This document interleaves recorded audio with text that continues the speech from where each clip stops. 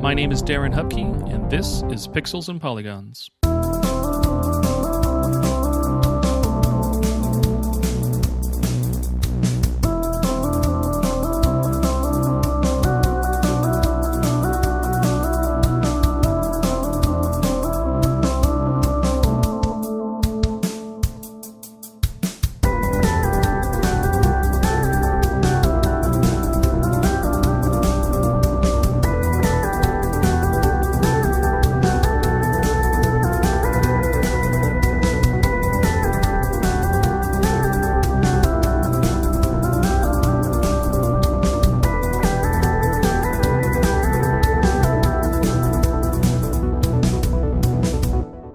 Welcome to a new episode of Pixels and Polygons.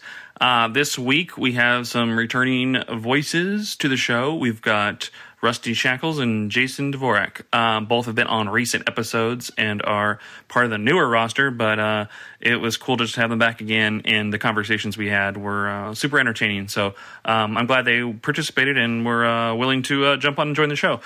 This week we answer the question. It's been a while since we asked this one, but it is one of my favorite ones to ask. I was hoping to have far more episodes about it, but it's average games. So what is a personal favorite or just an average game that you love that doesn't get enough attention?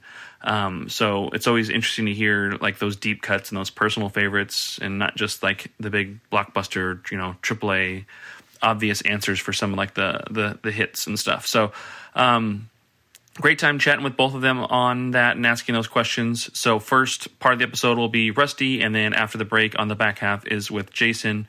And beyond that, it's just a good time and a good conversation. Other business stuff up front, just like you can find it all in the show notes below. All the links to Rusty and Jason's personal stuff, social media, websites, all that stuff is there. Please check them out, follow along, and shout out and support them as well. Beyond that, same stuff I've got. The next week is going to be the Portland Retro Gaming Expo, so I will be there with my wife selling 32-Bit Library Volume 1 through 4. 4 is going to be making its debut. The first day of the show is also going to be the first day it's going to be available to order on Amazon. Brian at Retro Game Books had a small run that was exclusive to him. I was going to maybe kind of share, but unfortunately at this point it's already sold out. So great job to everyone who is interested in that and buying that. Maybe we'll talk about restocks or something in the future for him. But otherwise, the show will be the first chance to get it physically, and it's also the first chance to get it in person, and then it'll be available to order on Amazon that same day on the 27th or 26th. It's the weekend. So, I'll be there doing that. As usual, my Patreon page is still running, and the same information there.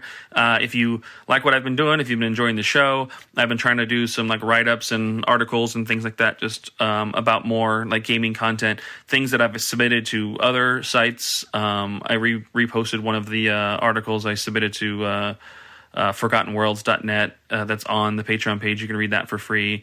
I just did a write-up on a behind-the-scenes look at the beat-em-up book I'm working on. Also a little Dreamcast entry I wrote up around the anniversary of the Dreamcast launch. So there's stuff to follow along with, absolutely free, doesn't cost you anything.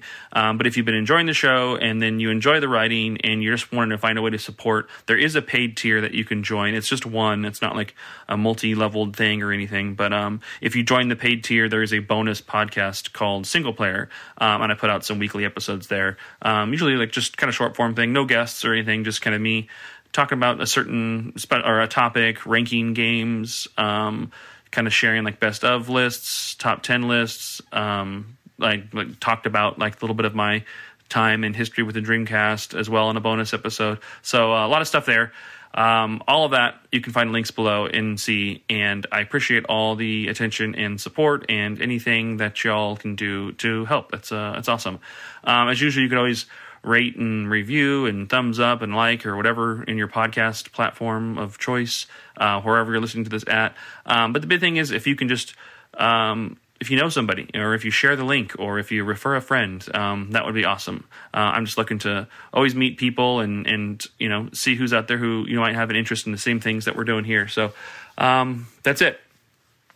This is longer than I thought it was going to be. Man, this keeps happening. I just keep talking. And so no more. Enjoy the episode. First up, like I said, is Rusty, and then after the break is Jason, and we will see you all next week. Bye.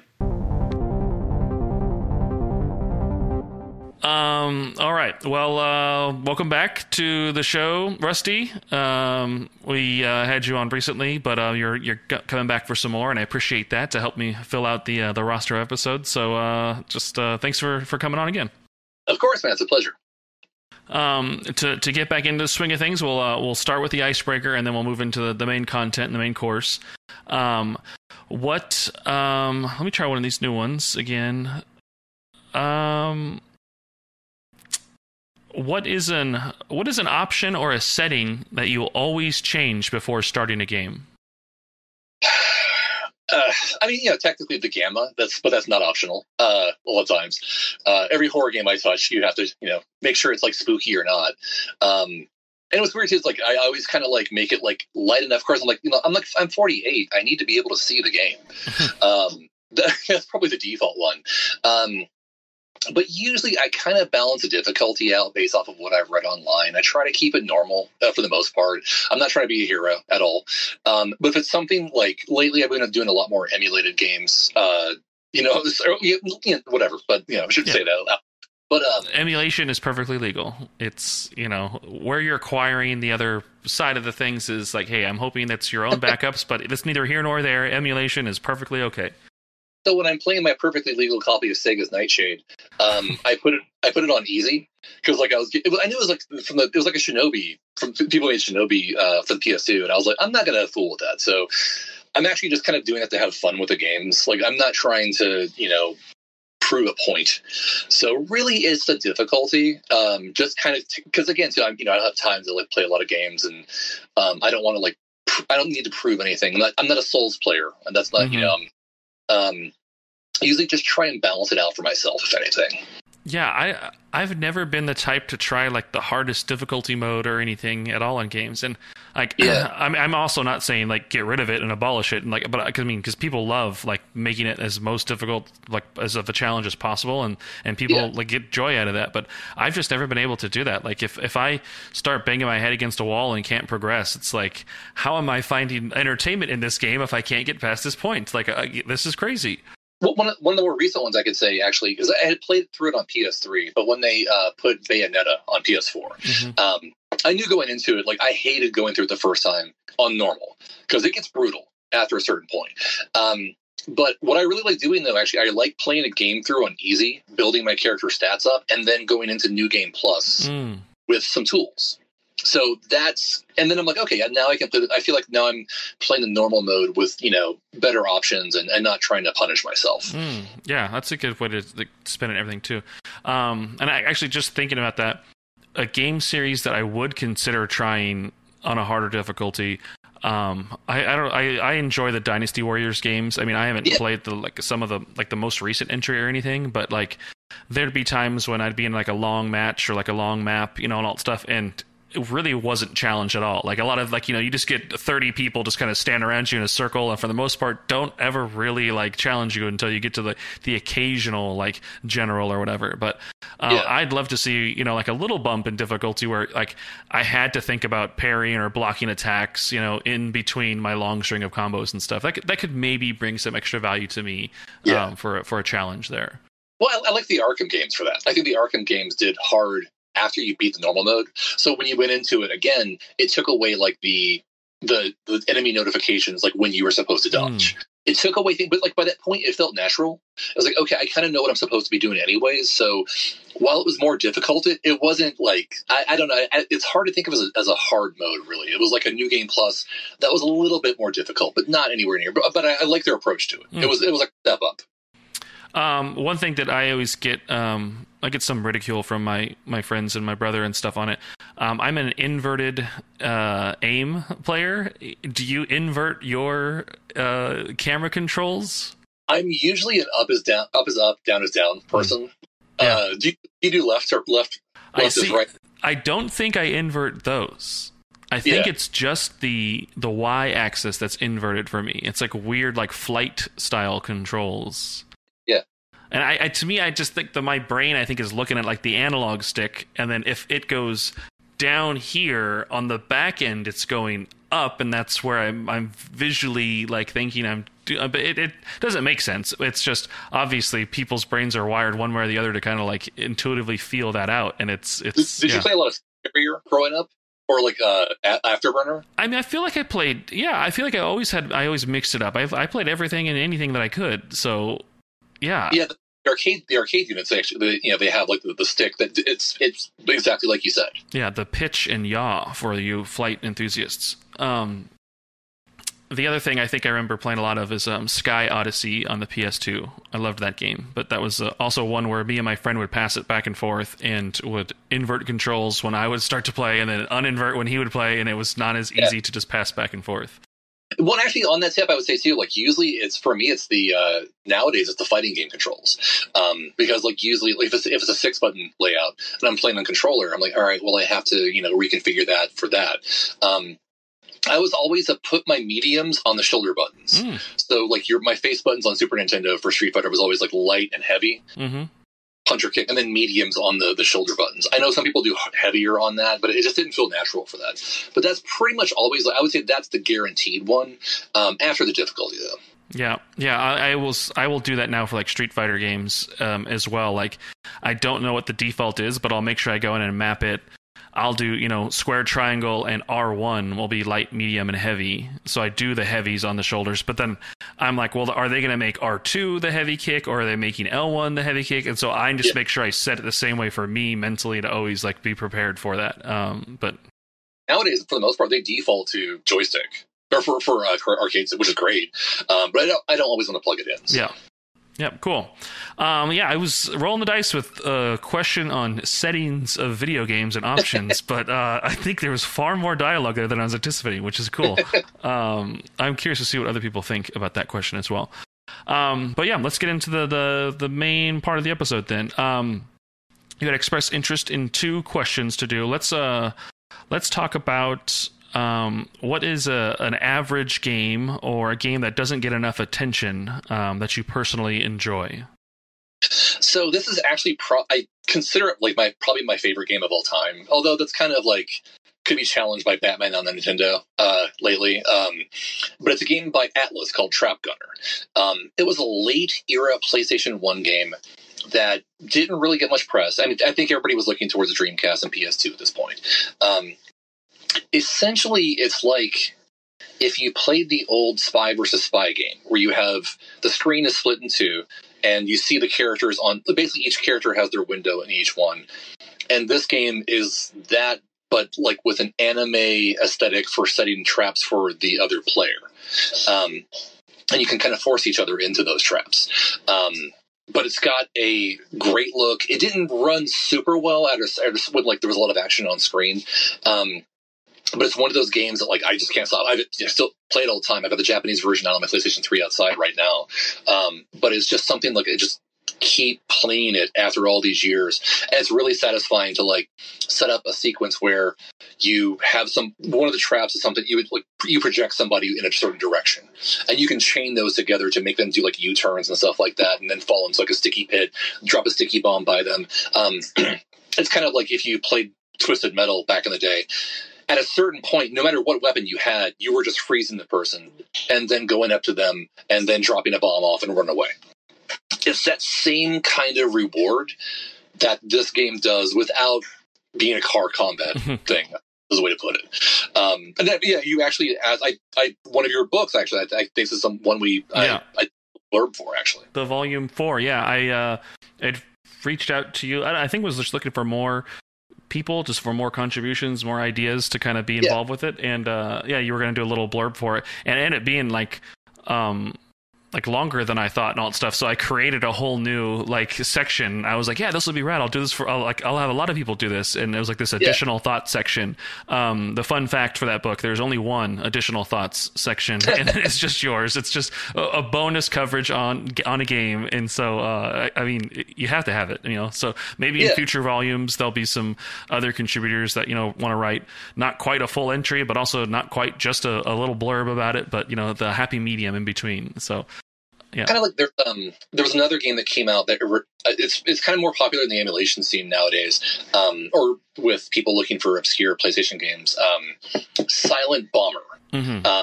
That's another one that's got a kind of a really unique play style, an explosion-based gameplay. But yeah, it's weird. Those two are kind of similar to me. That like these are games that like I don't think they'll ever bother to put them on PSN. Granted, they did just put Mr. Mosquito on PlayStation 5, which is insane. I'm kind of like there's all these great games they should be putting on there, but they're like, here's Mr. Mosquito. I'm like, that's hilarious. I'm not sure if it's a troll job or not. But. I always wanted to play Mr. Mosquito as a kid, and I mean, I loved because at that point I was already playing like anything and everything that just was entertaining to me. And like like PS1 had like Incredible Crisis, and it was just such like a random like collection of like fun little antics and weird things. And so when Mr.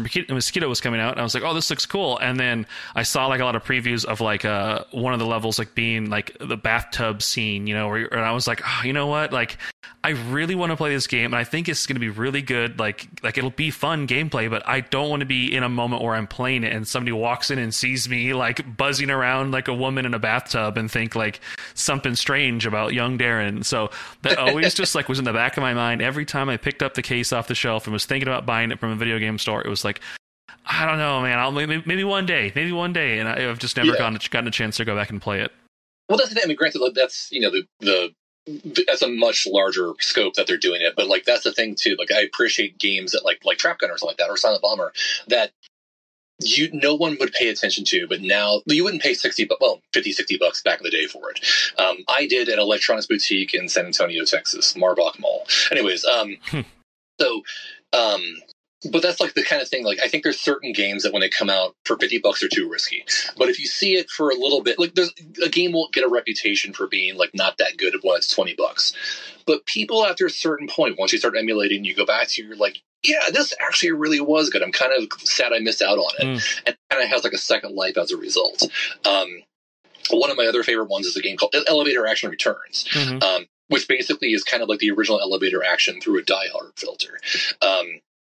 And that one eventually, I think because we did it for the Hardcore Gaming 101 Taito book, I asked Kurt if I could put that front and center on the cover, because no one's ever going to put Elevator Action Returns on a cover ever again. And we've talked about it on podcast, and eventually they got around to putting it on the PS4 and PS5. I was like, okay, maybe we can make something happen with Trap Gunner here soon. So.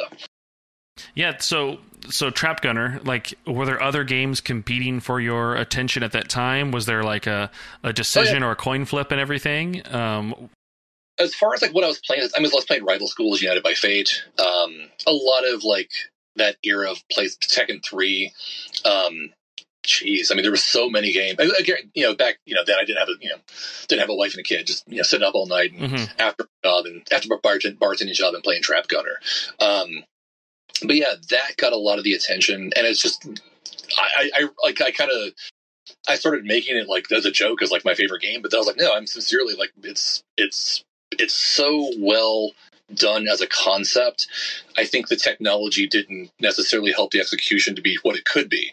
But yeah, if you're a fan of Bomberman, even this is like an easy one to kind of check. I mean, if you had like a network play mode where you had 4 versus 4, that would be fantastic. Yeah. Like it's a formula that's got a lot of options.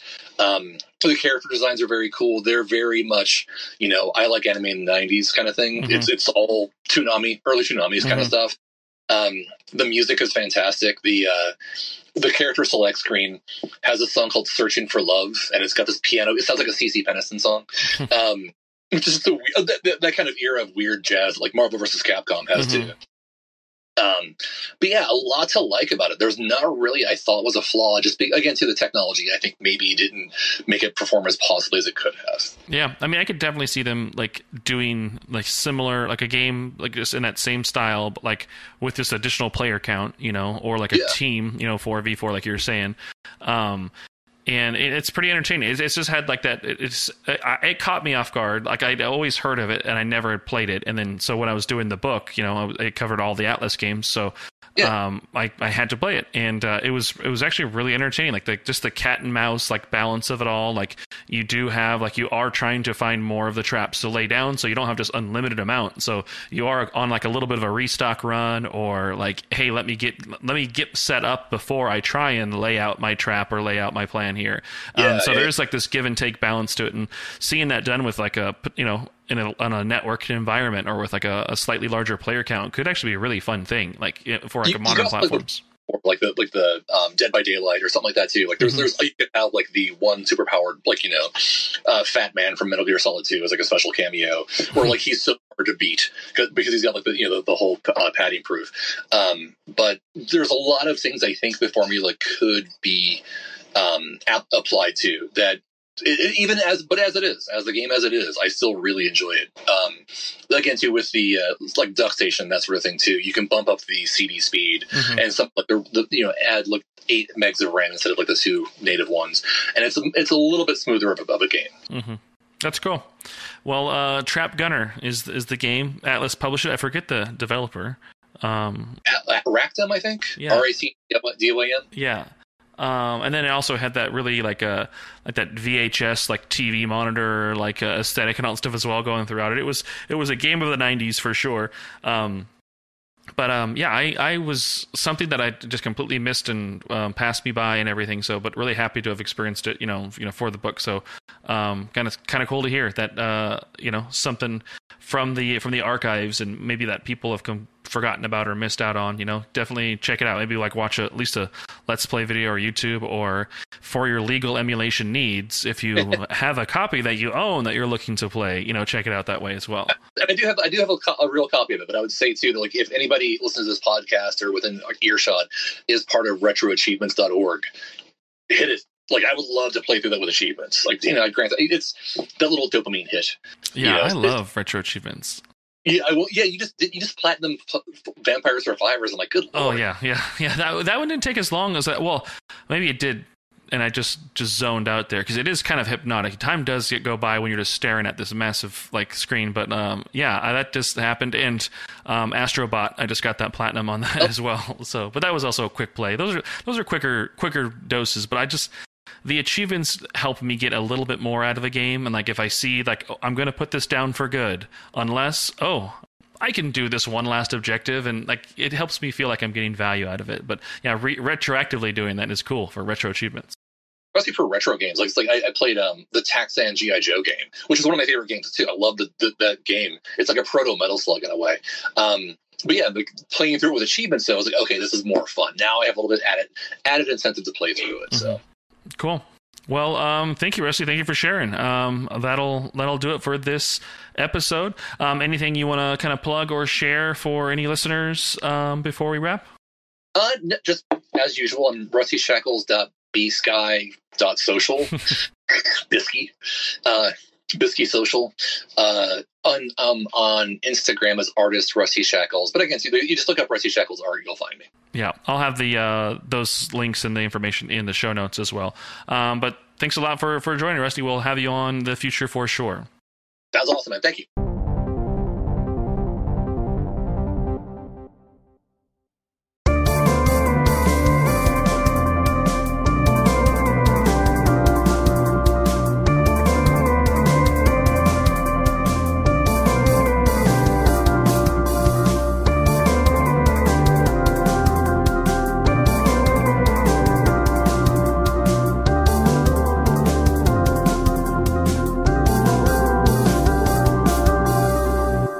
Welcome to another episode. I've got my friend Jason with me again. So welcome back to the show, Jason. How are you doing? I'm doing quite well. I'm looking forward to being interrogated. Let's do it. Yeah, that's how this works. It's the interrogation show. This isn't the icebreaker, but have you been playing any games recently? Is there like a current game that you've been spending some of your time with, or are you kind of been stuck in projects? You know what? What's nice is sometimes the projects are playing the game. As of the recording of this, I'm actually currently working on the next episode of Game Rave TV. And it's going to be themed, you never forget your first one. And it's going to be focused about the first game you got for each system. And that for me on the PlayStation, that was Street Fighter Alpha 1.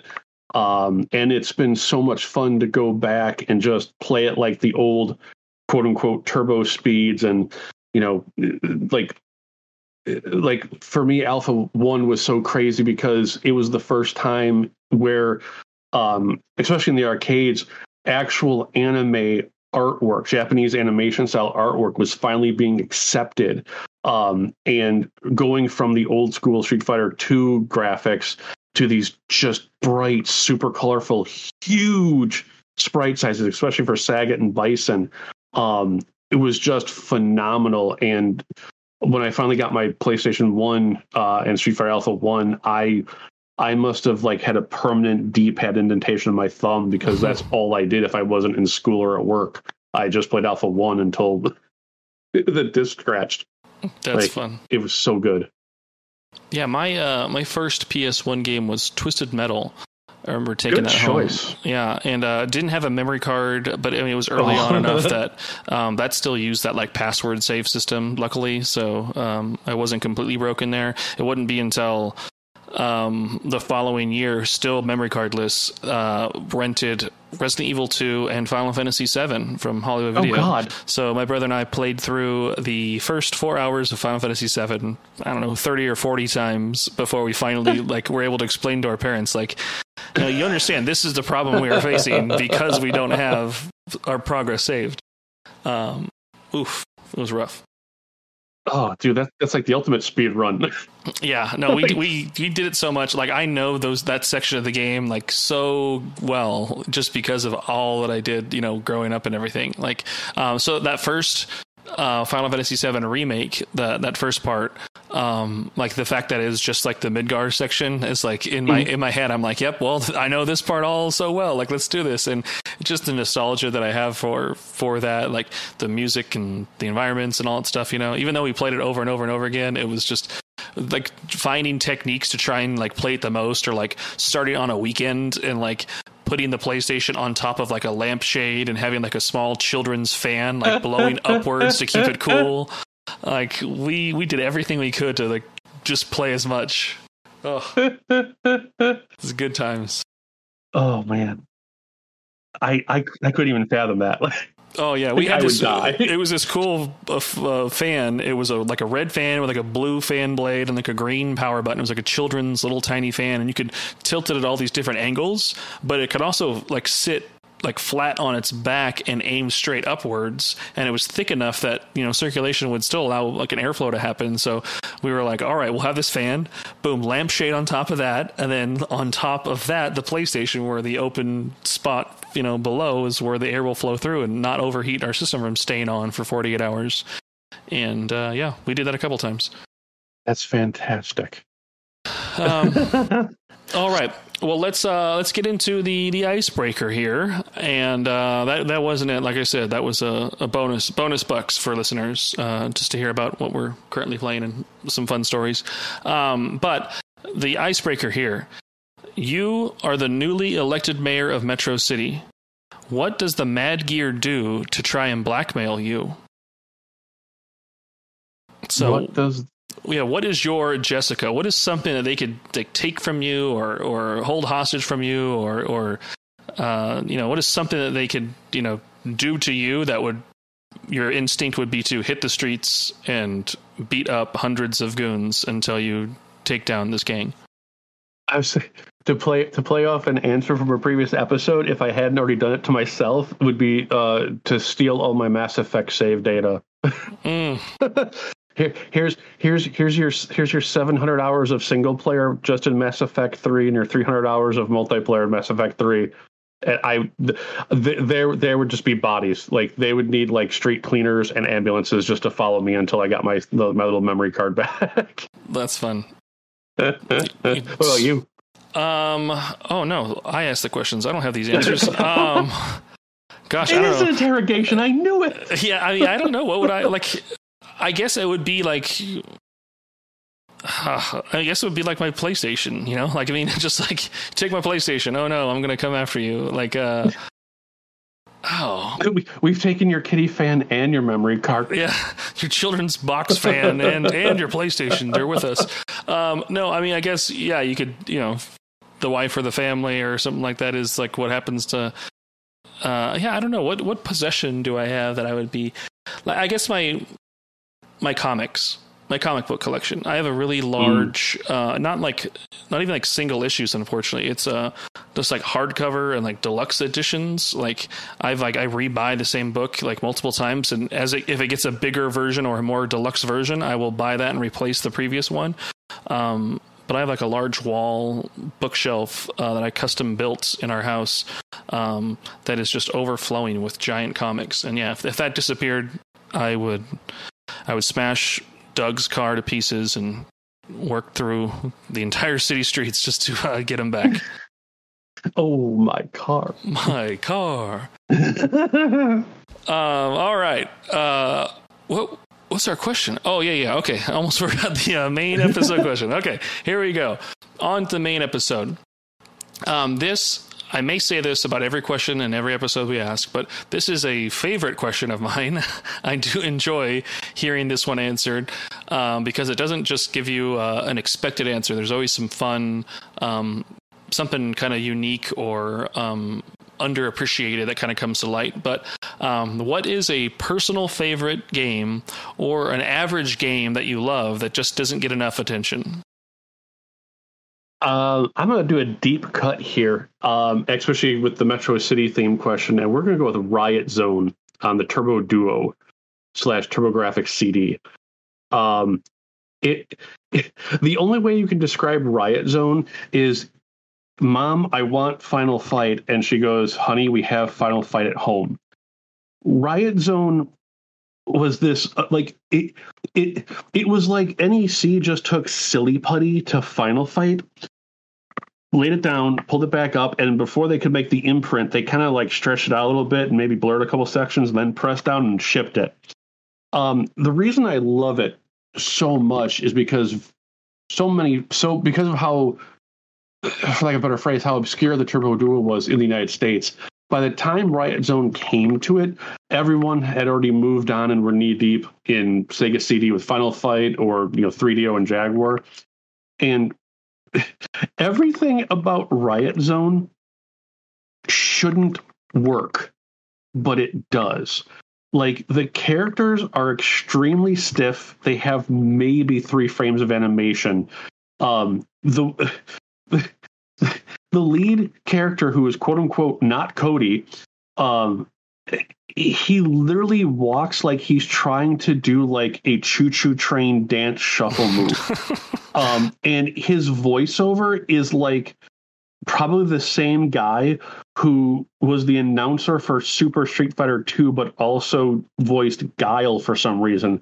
So like it's this like street ready dude in jeans and a white t-shirt, and you go to do his basically Terry Bogard burn knuckle move, and all you hear is like super upper. And like the first stage you play, it's raining as if it were like Streets of Rage 2, except for whatever reason the rain layer is part of the background, so you're literally walking on top of the rain. It's just like so bad. Like all the boss characters are like, hey, let's have an evil clown, or like let's have two of the most, and this was made in Japan, so like it was like 2 of the most stereotypical, like we'll have kung fu dude with the 2 Wolverine claws and the woman who's an angry geisha but she's got killer fan blades. Or I think like the final boss is a statue that comes to life for no reason. Just even the music, like it's good music, but it's like it's just like a half step into cheesy to not be like as cool or rocking as the Final Fight soundtrack or even the Streets of Rage 2 soundtrack.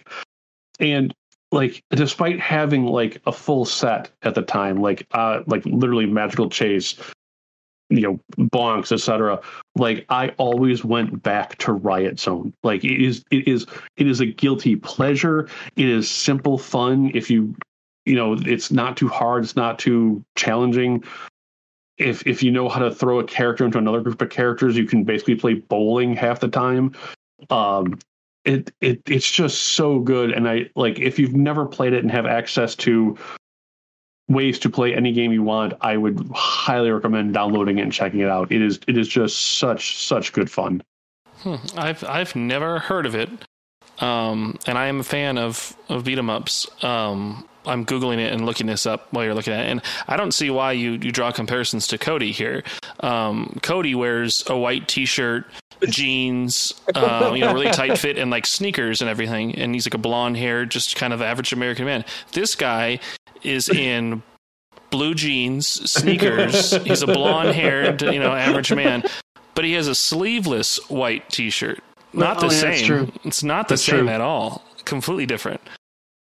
I love the artwork though. That cover art is kind of cool. He's got like a little like drop shadow on both the characters. I don't know. Yep, and your teammate, instead of like the wrestler mayor, is like insert NPC number 3 from a Batman game. It's just the mohawk, the red jacket.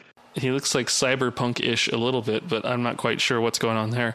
This looks cool. Like, this definitely would have been a game had I seen it on the shelf. I would have played it as a kid. I did not have any access to this system or this platform. It was just not something that was available to me. So I had a Genesis and my best friend had an SNES. Before that, I had an NES. But yeah, this looks fun. I definitely want to check this out. It's the Japanese name of it, Crest of Wolf. It's even better, even cooler. I like this artwork. I like everything this game's got going for it. And so a beat 'em up's like it's like pizza, it's never really bad. It might not be the best, but you can still have a good time and enjoy it one way or the other. So I should check this out. It's still delectable. I can probably look for a cheap copy or something like that. I have the not that you. Even though every time I think about it, I feel like you are a representative of this company, but I have the Polymega, sitting here, and so I could rip this and import it and play it and everything, just right on there. But yeah, I got this just because of you speaking about it and you seeing it and watching some of your YouTube videos on it. I was like, this is the exact system that I need. I'm going to buy one, and then almost a year later, it got shipped to me and delivered, and that was a good story. Yeah, it's definitely a cool retro system to check out to play some of these classic games on for sure. I say it's still my daily driver. I only turn the real PS1 or other system it supports on if I need to use a Game Shark or something else. Yeah, and you can still put in cheats into it. Is that right? I thought I saw. You can. It's a little mucked up though. When I told Eric about it and so forth, I guess they have a guy now whose his only sole purpose is to figure out and fix the Game Shark engine in it. It doesn't. When you're inputting a code, like in a normal Game Shark, you would input, I think it's 12 digits. 12 digits, and then you return carriage, and then your next 12 digits for a multi-line code. Mm-hmm. In the Polymega, there's no return carriage. So like you're just doing one long string. So like if you lose your place, you can't figure out like where you were supposed to like go edit. And then 2, I think they only allowed for, I think it was technically 4 or 5 lines, and some Game Shark codes, based on what you're trying to do, can be up to like 12 to 13 lines in a single code. Mm-hmm. But like I said, that issue aside, like I love the Polymega. Like it is one of the like most what's the word I'm looking for? It's one of the most user-friendly, user-intuitive systems I've ever used, and it's just essentially like an emulation machine. Like it just cracks me up every time. Yeah, it's a sorry, Riot Zone. Thank you for being a cool game and being on Jason's list. But we're gonna just pivot here to Polymega Talk real quick before we wrap the episode. Yeah, it's a awesome console. It's got a simple like low key look to it, but still. I think it looks great. It's the only system sitting in my bedroom, and it's just open and clean with some cable managed stuff, so you can't even tell. But it's sitting there. But yeah, the user interface and everything about it. It's for people who aren't sure, if this would be of interest to you or not. It's like iTunes for retro games. So back in the day, you used to put CDs in and rip music to your library, and then put that and play that on your iPod or whatever. This lets you like back up your own personal games to its internal drive, or you probably need to get an expanded drive or external drive if you start getting a large library.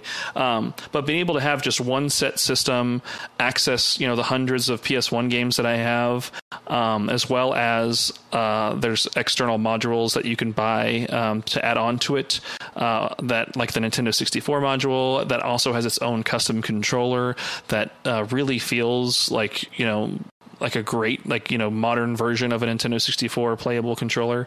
And they've done this for a whole bunch of systems, all in one set-top box, all with really sleek and easy to use, and it's just super awesome. So if you're looking for something that you can plug in HDMI to your TV, not mess with anything, and not have to drag out your games every time you want to play them, you could just start digitizing your library and have like a really awesome time with it.